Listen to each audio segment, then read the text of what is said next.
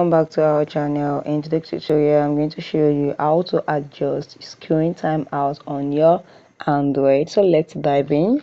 You go to your settings, search our settings here. Okay, this is it, settings. Then you can come here to display and brightness, and this is it. You can come here and use the screen timeout.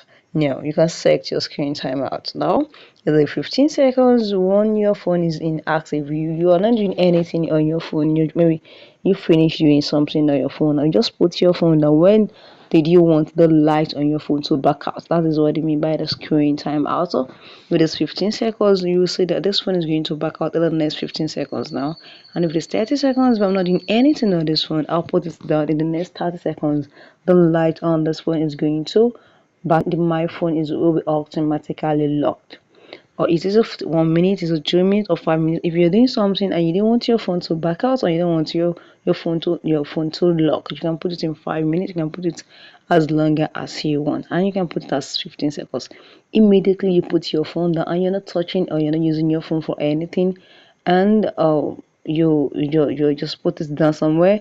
It's going to back out in the next 15 seconds, and automatically the phone is going to lock. So that's how you customize your screen timeout. So guys, if you found this video helpful, click the like button, share and comment.